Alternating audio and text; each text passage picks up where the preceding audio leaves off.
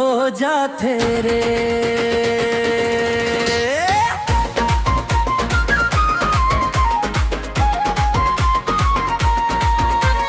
तोर माया मा पागल हो गे मोर दिल, तोर बिना सुना लागे ये जिंदगी के महल। तोर हंसी हा मोर मन मुला भाजा थे, तोर नैन के इशारा मोला बुला थे। तोर माया पागल हो गे मोर दिल, तोर बिना सुना लागे ये जिंदगी के महल।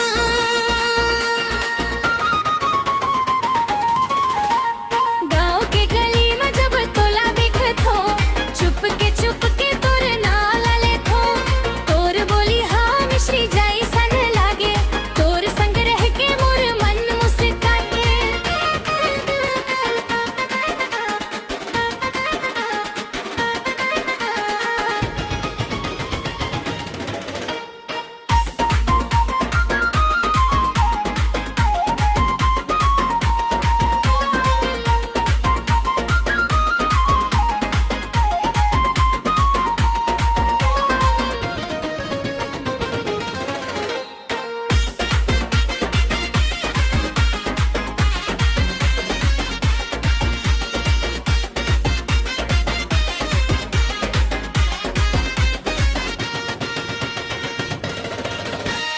तोर माया मा पागल हो गे मोर दिल, तोर बिना सुन लागे ये जिंदगी के महल।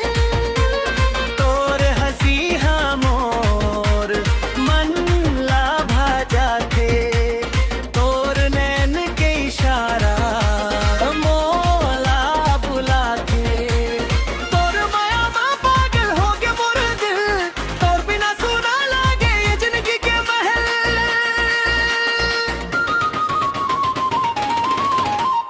चंदा जैसन मुखड़ा तोर चमके, मोर मन हा तोर माया मरम के। जन्म जन्म के साथ ला निभावो, तोर हाथ ला हाथ में धर के चलबो। ओ,